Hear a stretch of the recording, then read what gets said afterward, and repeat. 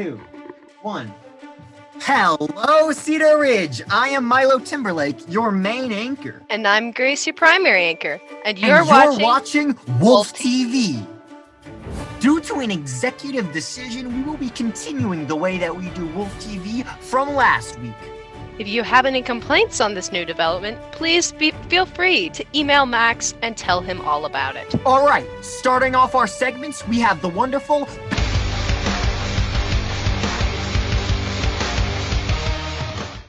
Welcome to Rhett's Corner. Since Valentine's Day is coming up, I thought that I should do something about it. Me being the Valentine's Grinch I am, and I can... Welcome to Joker's Kitchen. Today, we are making Joker cereal. I may be a murderous lunatic, but even I know that the cereal goes in before the milk. For our Joker cereal, we're going to be using salt and vinegar chips.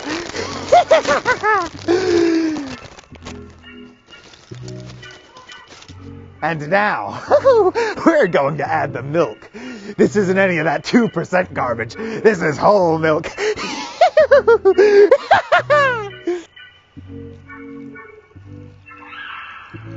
I think it needs a little bit more of a kick to it. And of course, we need a spoon worthy of the Joker. So I chose to use an ice cream scoop.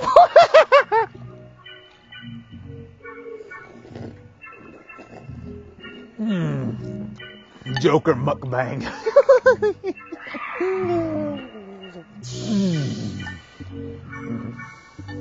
I guess I ought to send you back to your regularly scheduled programming. As it turns out, people don't like when you take Valentine's Day away from them. Now for this week's Ramirez Reminders.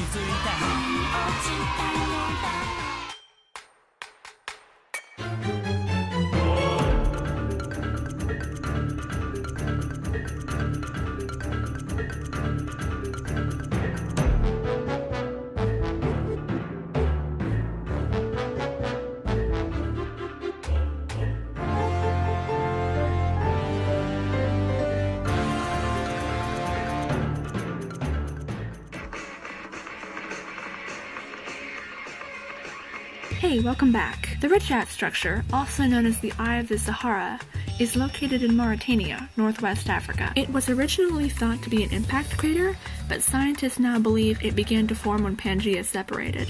Layers of molten rock rose and created a dome, which slowly eroded over millions of years. This gorgeous structure is 25 miles in diameter and visible from space. Some theorists claim it's actually the ruins of the lost city of Atlantis, citing the Greek philosopher Plato's descriptions of the ancient civilization as evidence. However, this theory doesn't actually have any credible backing. Well, that's all I got for you tonight.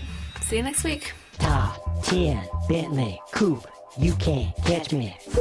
Hey everyone, and welcome back to Pop Culture with Katie, and happy Valentine's Day! In preparation for my segment this week, I had to look up Valentine's Day movies because if I'm honest, I'm not the most avid watcher of romance, and I am proud to announce that under the fantasy movies and Valentine's Day section, Shrek came up, and I just think that's wonderful. Anyways, I'll share one of my favorite Valentine's Day movies. It's pretty basic since, as I said, I don't really watch these movies a lot, but it's Lady and the Tramp. I'm sure most of you guys know about the iconic scene where they share the spaghetti, and it's honestly so cute, and it's up there with some of the most iconic scenes along these lines, such as the upside down kiss in Spider-Man and the scene between Rose and Jack in Titanic. Not the one where there's clearly enough room on the board, but Jack still drowns, but the one where they're both on the ship and Jack says he's the king of the world.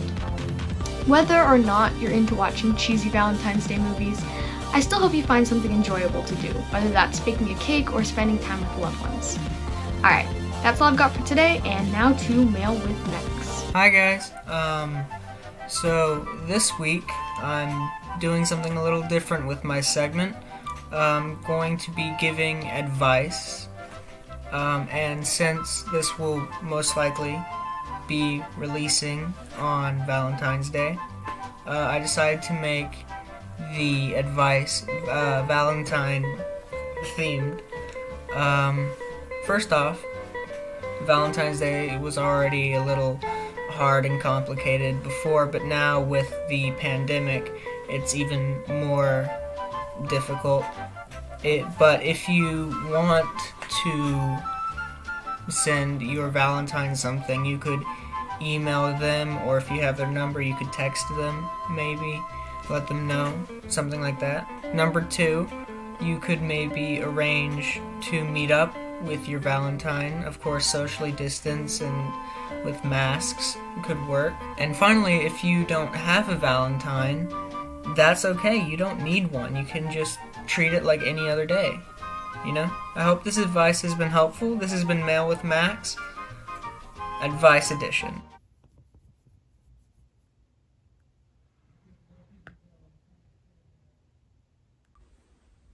Hello friends, it's Isabel. With Valentine's Day around the corner, let's talk about love.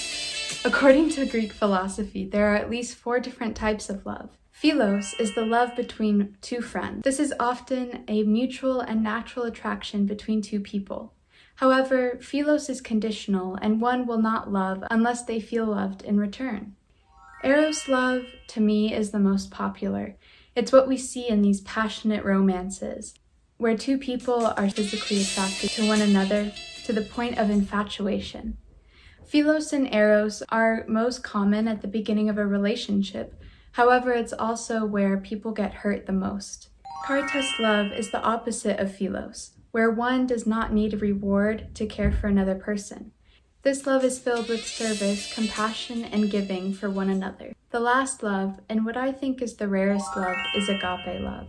This love has no boundaries. It goes past physical appearances and is the spirit of love itself.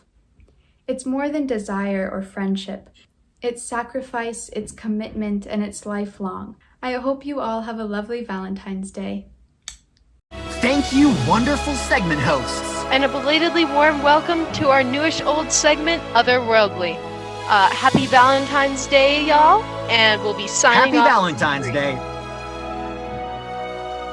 1, 2, 3. This has been This Wolf has TV. been Wolf TV.